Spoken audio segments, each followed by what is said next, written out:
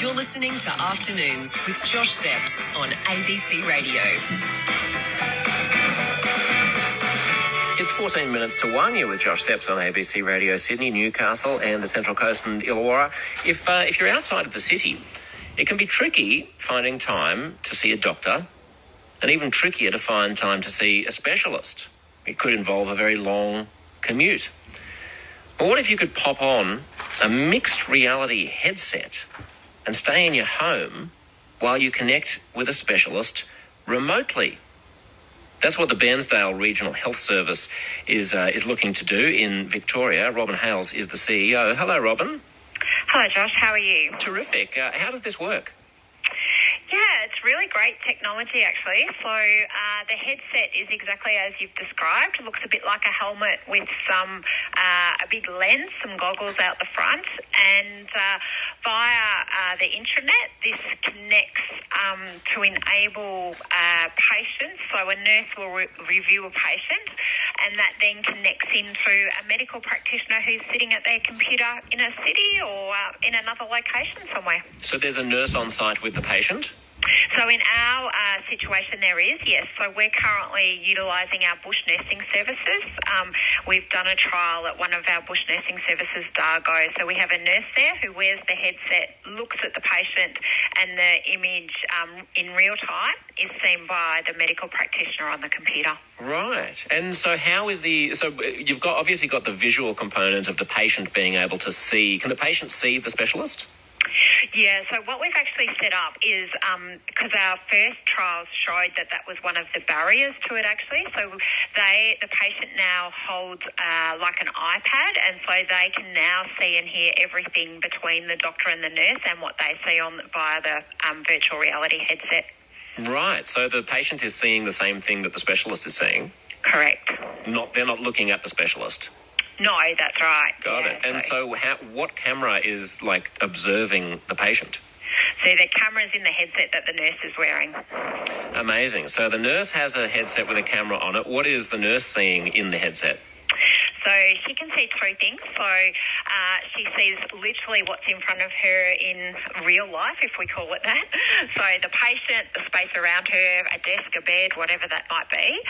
But then she can actually also do things like you might be able to do on your computer or your iPad. So she can draw circles and she can put computer images and things into that space that the specialist can then see. So, for example, if the medical practitioner said, I'd really like to see that wound a bit closer and I'd like you to put a dressing on it with this much diameter around it, the nurse would be able to draw a virtual circle around that patient's wound that the specialist could then say, yes, that's correct, and the nurse could then go ahead and dress that.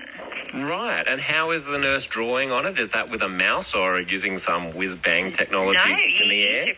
Fingers. It's really amazing. Wow. Fingers on a table or fingers in the air in front of you? Fingers in the air. Get out. Yeah. This is all like Minority Report kind of Tom Cruise waving his arms around style stuff. Yeah, pretty spectacular. Fascinating. So what are the main things that people will be able to, what are the sorts of conditions that people would use this for?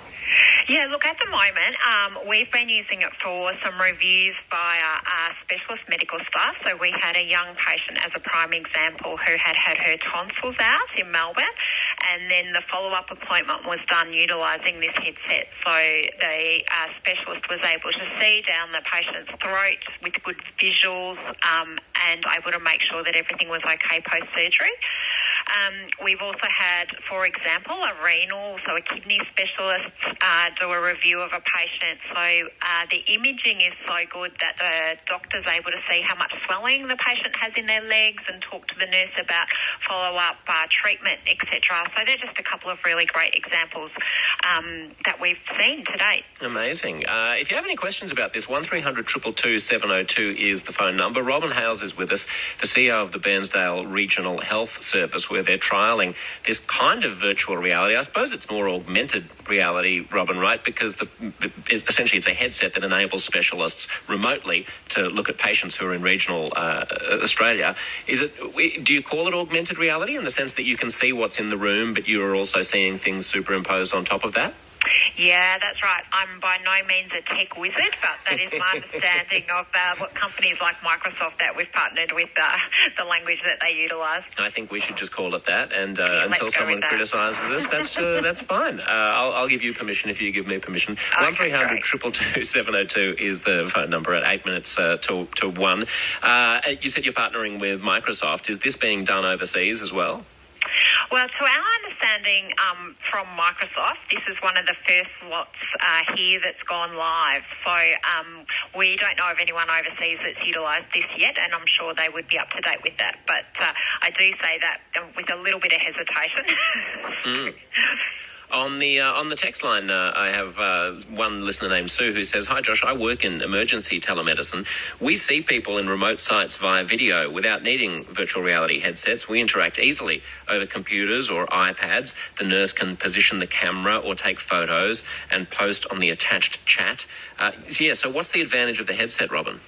Yeah, so there's a couple of advantages because we do some of that as well, but the nurse being hands-free gives a lot more mobility, so she can actually do things with the patient while also doing the review.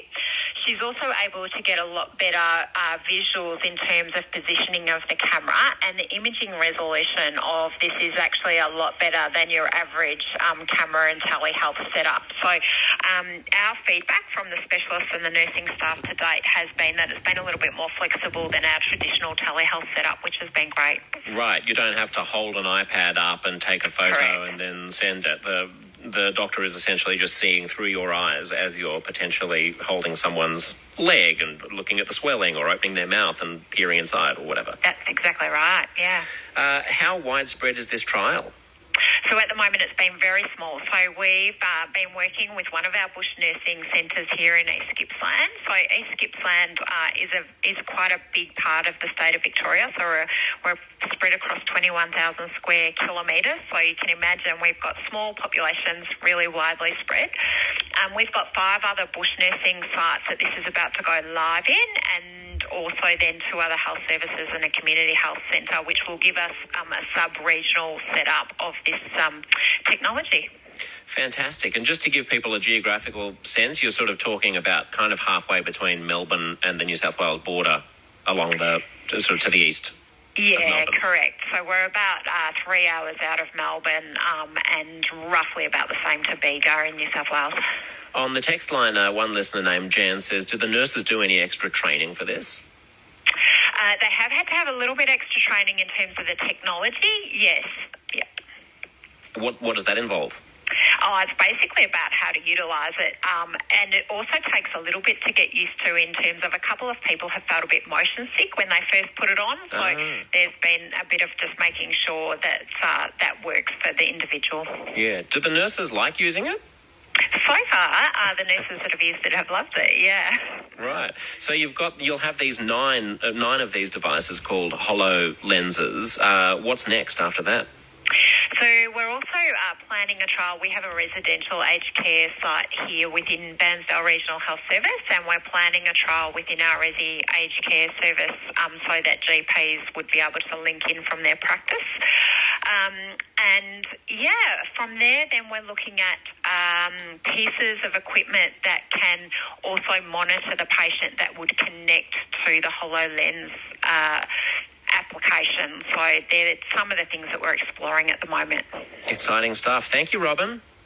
Pleasure. That's Robyn Hayles, the CEO of the Bairnsdale Regional Health Service. They're trying out these headsets, these augmented reality headsets, to connect patients in regional and rural Australia with metropolitan doctors and specialists.